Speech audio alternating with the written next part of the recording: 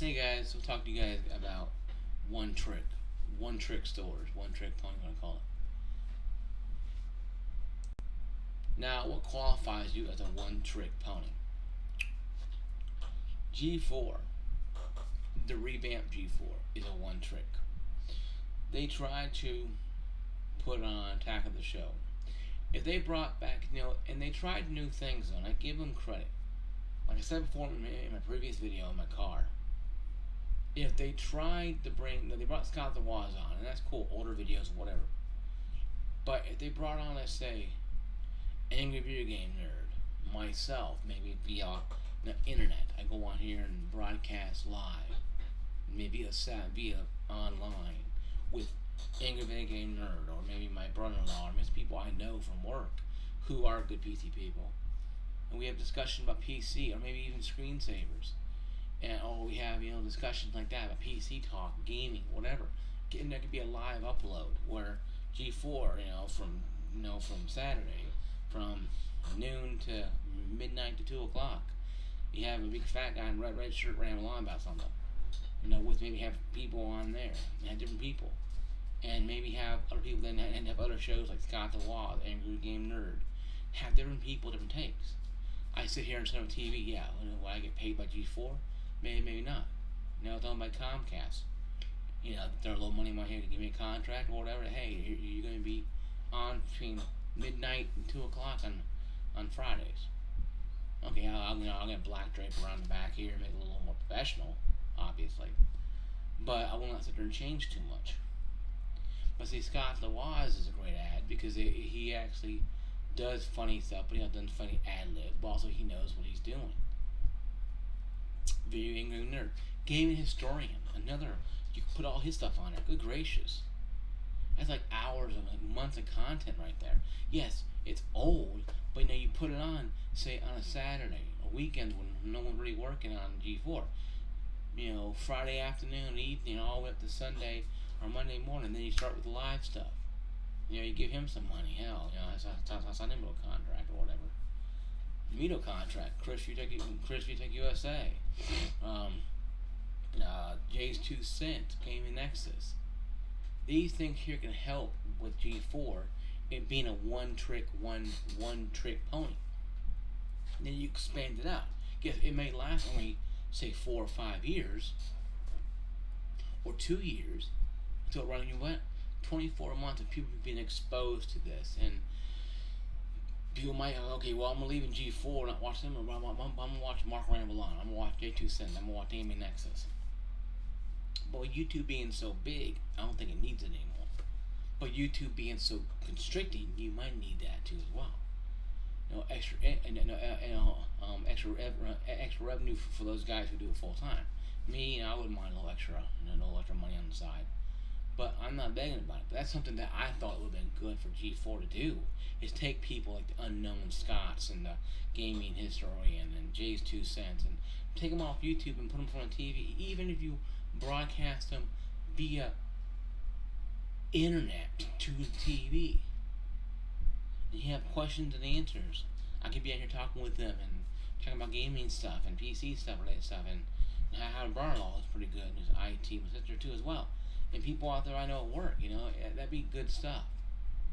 You get people extra income because Comcast can afford it, but B, you give G4 an extra level up.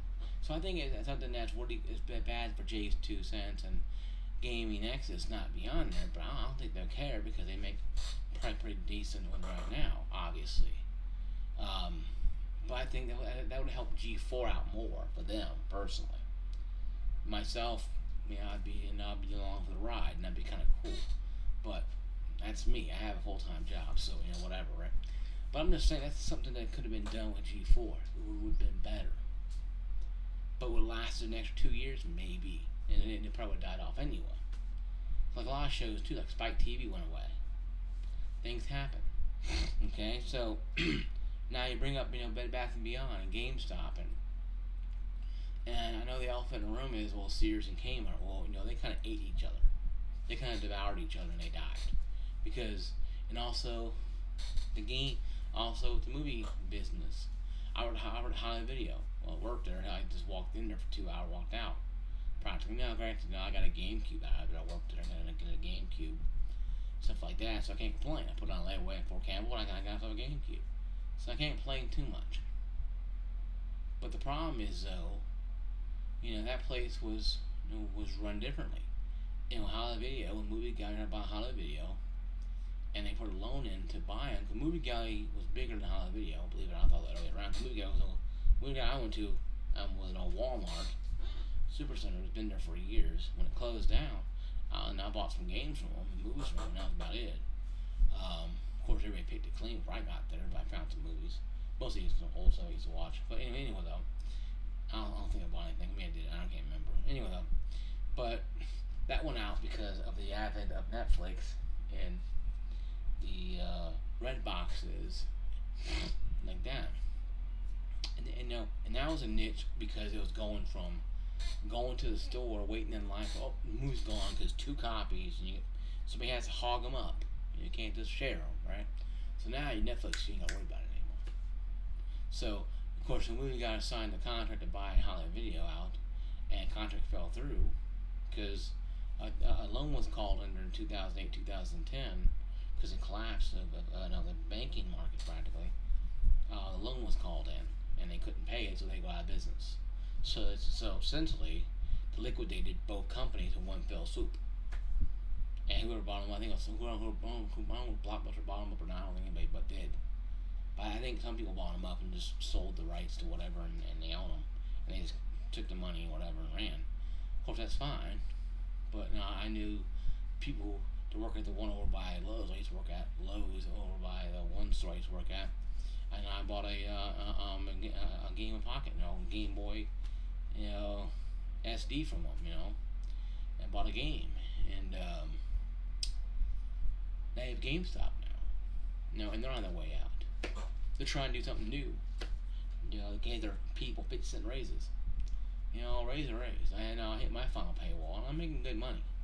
But with Uncle Biden tax plan, I really don't see it. Because I had to pay a fair share. I had to help kids out in New Guinea, right? I know I have to help kids in New Guinea.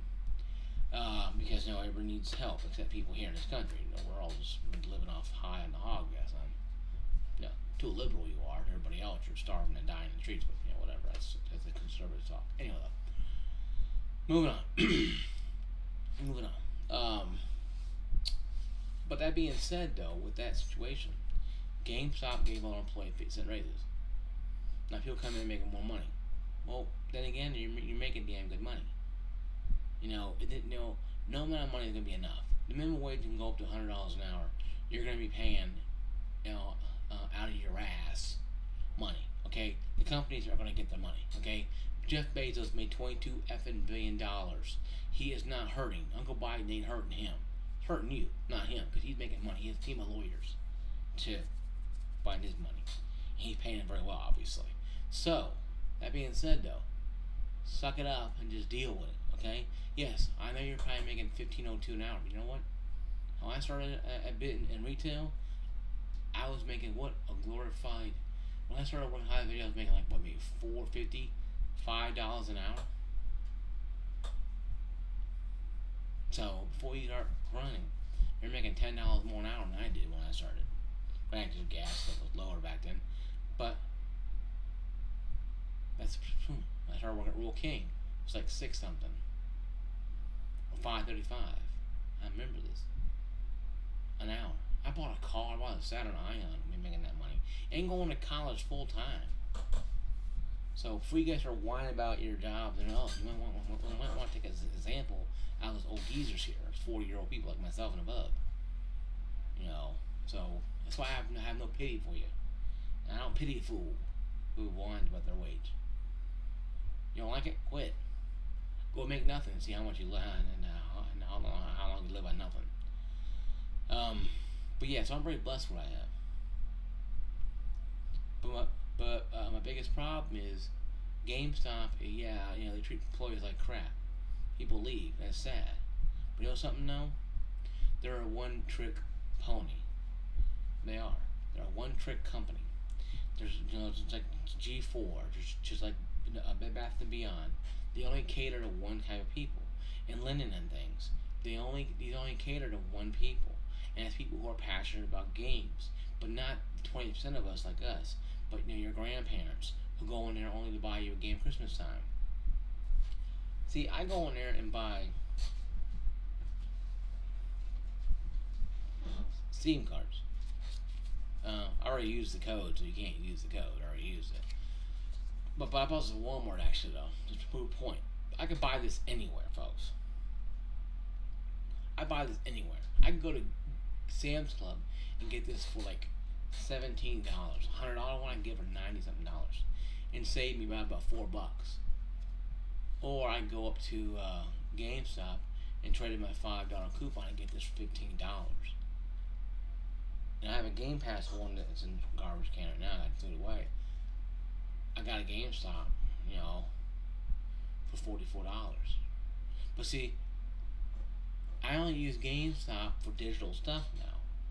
My PC does not have a slot for a CD or disc. My Xbox does, but I don't use that for wrestling. Every wrestling on Peacock, watch the old stuff for news that come on. Survivor Series would be interesting to watch. Hell in Cell's coming up. I think Survivor Series would be better, obviously. But this is a proven point, though. This $20 card has already been used. It's already been used up.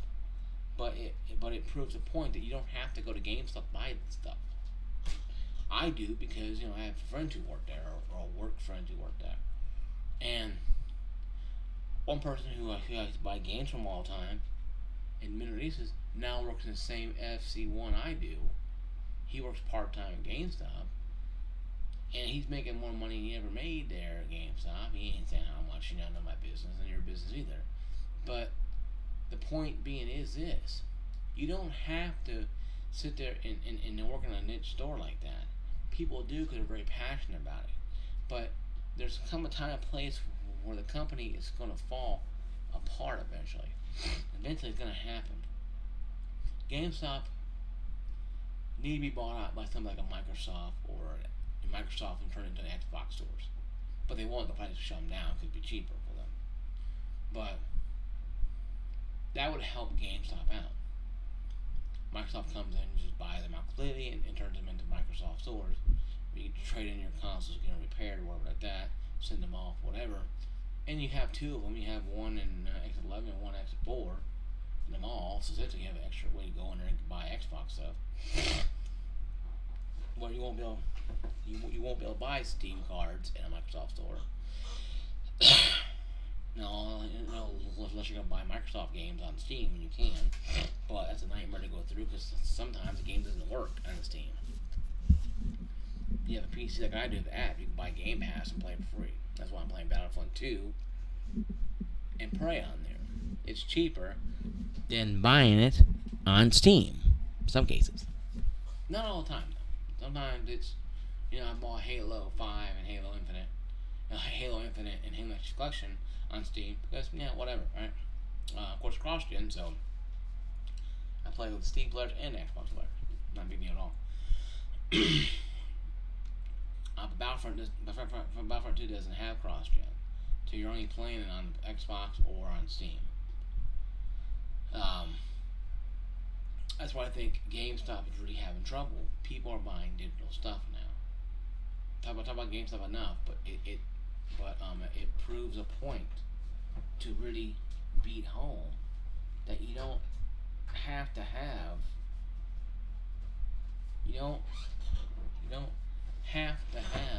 the niche environment. You don't have to have the niche environment. You don't have to have the non-niche environment. Walmart sells games, Xbox, PlayStations. They have PlayStations. They sell games though, but they also sell Game Pass and Steam and poker games for your PC, and bicycles and my stuff for my anti-fog stuff for my car fogs up. They sell all this stuff. They're not in one niche. They're a versatile company, where places like GameStop is not. Game Exchange has more useful than GameStop. Doesn't Game Exchange, only a couple I think have here, Game Exchange here, one in Clarksville, Tennessee, and it sells a lot of CDs and movies and Blu-rays and video games, classic video games, cartridge games, uh, Atari games, some big 200 games I've seen in years past there. They have Retron 5, Retron 4s there. But see, that's a different type of game. And they even have Game Pass games, but not Ultimate, but Game Pass stuff. And I think that right there is one of those companies that GameStop will hopefully probably revert into if they're still around. A company that sells retro stuff, and they used to, but they got out of it and went to cell phones. I have my Cricket. I bought my Samsung Amp 2 up there, for $20. It's a good little phone. Had it for a while. Then I went to Samsung Galaxy A20, on my sister and her husband's plan, and T-Mobile. And I paid $28 a month. I paid 47, 48 for like 5 or 8, almost 5 or 8 gigs of data. That's fine with me, but I have unlimited talking, text, and data. So I just made a payment to her today. But that's just saying stuff, I mean, you can sell the cell phone, you can sell the Radio Shack stuff, you can sell Circuit City, you can sell all this crap, but you have to have more than one trick. And to me, that's what a one trick is. It's a one-tier company that didn't do anything other than that. Best Buy is having trouble right now with their CEO because she's doing crazy things, firing people, hiring positions, doing all that stuff. That's not anything with one trick. That's just being poor leadership. And sorry, Ron White, you can't fix stupid, and that's what people are going to be doing. They're going to be doing stupid stuff like that. They're going to be doing stuff like that that's stupid. There's going to be. That's the way it is. If you don't like it, I don't tell you. Okay? And that's how it's going to be around here for a while. And especially when the Bed Bath & Beyond finally go belly up, and they're going belly up eventually, and Best Buy could be going with them. The only hope we'll get in the city if we get like a micro center in this city, but they haven't come that far. They came out to Virginia and they stopped, and they're out west in Phoenix area in California. If we can get a couple, I don't care if it's in Nashville, Tennessee. If we can get one here somewhere close, that'd be sweet. Go there, buy all your PC needs. Then you won't need a GameStop anymore, or Walmart for that matter. Then Walmart has to start buying more stuff. Buy more PC stuff, buy more PC, and they'll probably get rid of the gaming and just go PC too as well. So what I'm trying to say, guys, is one trick, is not always a bad thing. Micro Center is a one trick. They only sell PC stuff. Yeah, they might sell a game console maybe here or there maybe, but they sell PC cases. They sell stuff. Sam's Club, Costco sells gaming rigs. Sam's Club. It's like a $1,500 for like a 3060 dual channel 16 gigabyte RAM. Anything 1 terabyte SSD or 520 SSD and 1 terabyte hard drive. If I'd known that, I probably would have bought that instead of having my pre-built. But I got a 3070 in here, so it's even better than what I would have before. But you know what though? It's not a bad thing. So everybody's trying to get into different niches. Sam's Club is a big, gigantic warehouse kind of thing. I go there and buy my Powerade and my big ass monsters there. I buy my father his peanuts and pork rinds that are cheaper there. I buy the damn gross prices. I buy big tubs of this stuff. And it's fun, I don't mind that kind of stuff. You save money because you can use your rewards that you get every month to pay off, our next grocery, visit. And it's fine to me.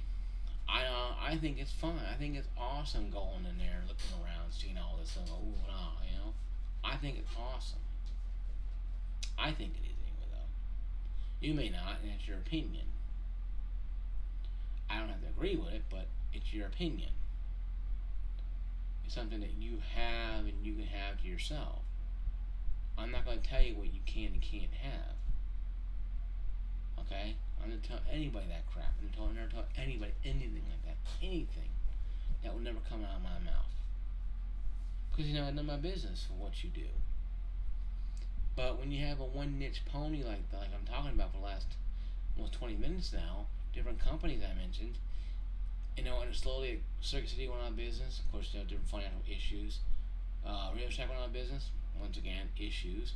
Toys R Us went out of business. Not changing with times. They were one trick. They only had expensive toys. And they catered to the toys and maybe the moms of the world. But they weren't as great as they were back in the 80s and 90s and even early 2000s because they only had one niche and they tried to come back and they went only online now. And sooner or later, I think Amazon might buy them up. Maybe I've heard Amazon might buy the old store and turn it into like like a processing center for delivery guys to go up and just take their shipments out to. But then again, you just create a brick and mortar store for Amazon, and then that don't work with them. So and they're building one here anyway, Clarksville, Tennessee. Everybody's been saying, but what I'm saying is this though: the one niche stores are not always bad, but they can be bad. Like GameStop and one niche products like G4 can be bad if they only cater to a small population of people and you don't grow from them. What would happen if Lowe's just stayed to the lumber and didn't bother to buy the windows and doors and didn't bother to buy the tools and hardware and didn't bother to buy any type of other thing like that, garden stuff? Would you go to Lowe's and just buy lumber and just go out there and whittle it? No, you want to have nails so you can build a deck or a house. You don't go to Lowe's and buy lumber and go home and just let it sit there and rot. No, you go home and you build it with saws or with nails and screws and you do all that stuff. It's so simple. Same at Home Depot. They ain't gonna just sell just drywall and paint and that's it. Call it, there you go, drywall and paint. Well, where's your lumber? That's Lowe's. That ain't gonna help them. You want to be a one-stop shop for everything. That's where Walmart and Sam's Club and Costco and Micro City and Best Buy for a little bit there are a one-stop shop. GameStop, you go in there, you window shop, you might buy a digital card and you go home. You're not really helping them because their market is used games. It's a one niche pony. People are buying one Xbox at One S's. They sell them like crazy up at GameStop. I'm like, you guys are hanging yourselves and you don't even care about it. You're taking your own probability and you're flushing it down the toilet. I say Microsoft should buy out GameStop and call it Microsoft Stores and call it a day. And just sell Xbox One S's all the time. Or X Series, or S's, we're going to call it. S Series. Because that's all they're doing. It's weird to me. So I think it's kind of funny to be talking about it now, but yeah guys, this is my video. Once again, like, subscribe, notifications, ring that bell. I'll see you guys later. Peace out.